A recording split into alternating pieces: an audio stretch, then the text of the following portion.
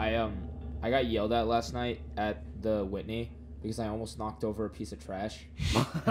There was that's like right. Piece of there trash. was, These sound like really as an interesting stories. exhibit. Yeah. Wait, you actually went to that? Yeah, we did, and it was fun. I had fun. It was because it's fun Yeah. because the whole group of people there were all just like basically shitting on the modern art because modern art is not art. So it's just like we like a went piece of on cardboard. well, the one floor Yeah. it was like industrial themed or whatever, and was there was little literal garbage. heaps of like twisted metal and just like it was just garbage hanging on the walls. There was no explanation next to it or anything. It was just like it was literal trash just on the walls. I'm like, and we're thinking we can get a piece in here. Well, did we you, actually have a plan. For sure. I was gonna say, Yeah. we should explain to Renzo too. I feel Okay. like he should be in on the plan. Oh, I wanna hear So this. so This is a really do hot you- take. So we went to this Redshift event the other night where we painted on pieces of denim.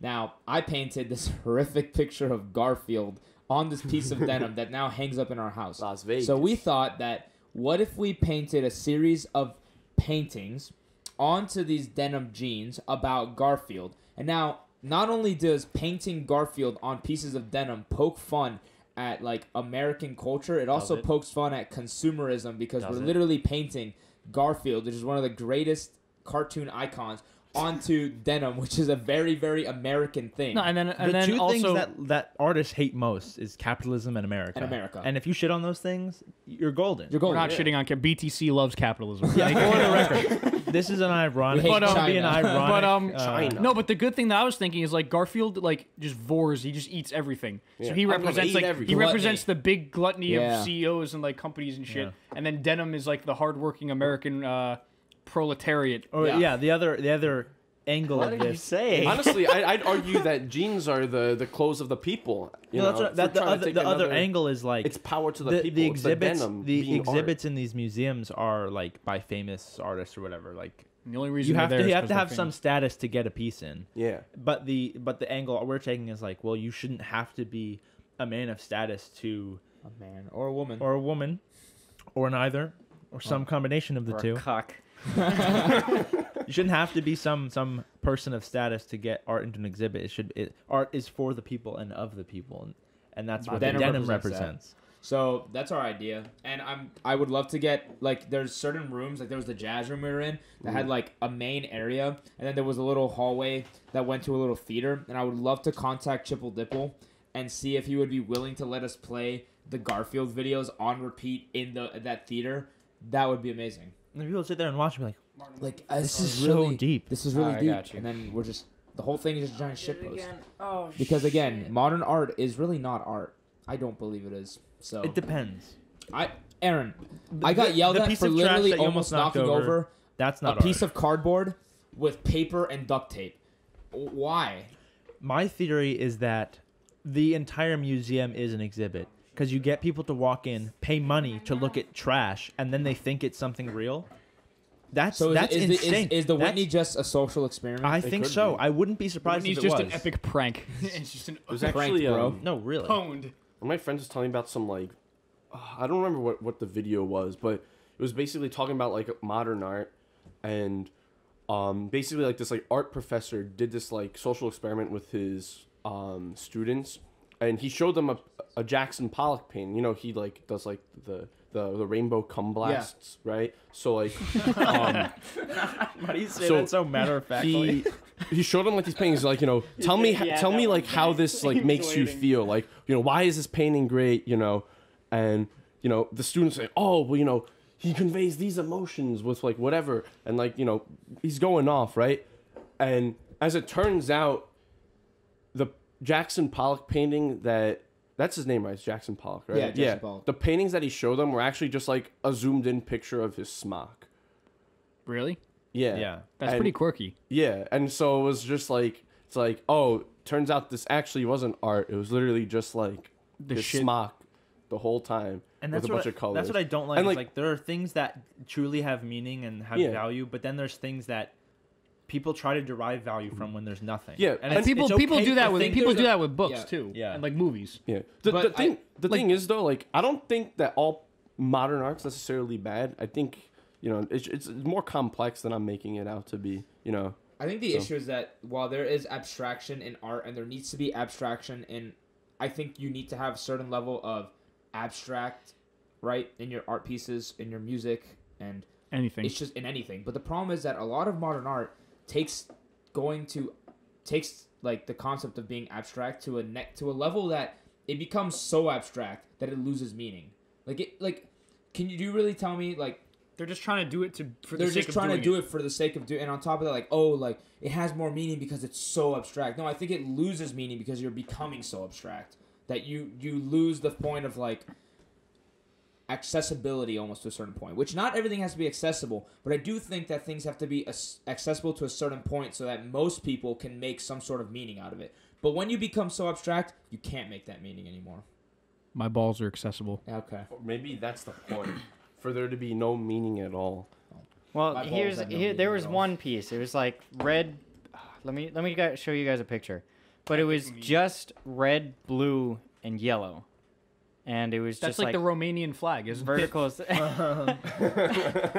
That's not a real Shouts It to was- servants about. But it was just vertical, or yeah, I'm pretty sure it was always vertical stripes of red, blue, and yellow. And it was like, I think like the name of the piece, like there was a whole series of them, but it was like different widths of the stripes of red, blue, and yellow.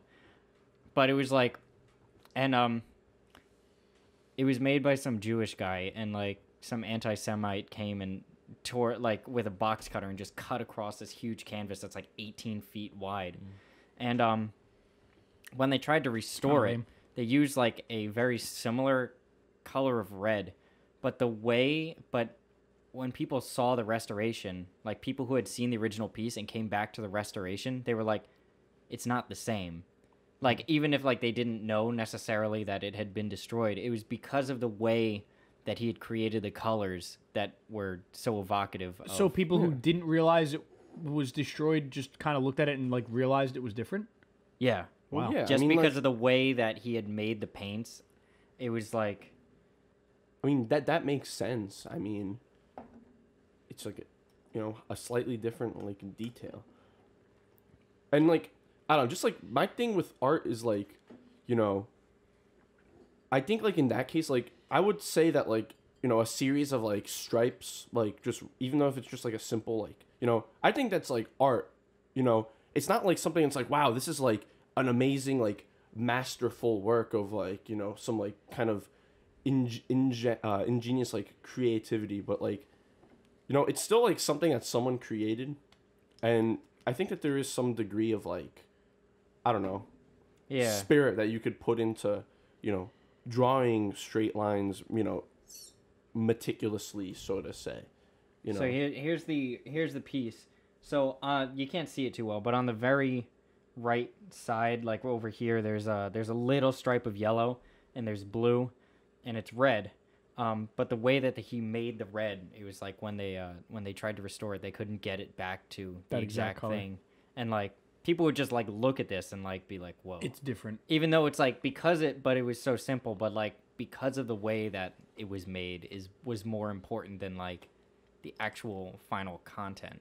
Sometimes I find it really hard to give a shit about art. That's why I'm gonna quit music. Yeah. Yeah.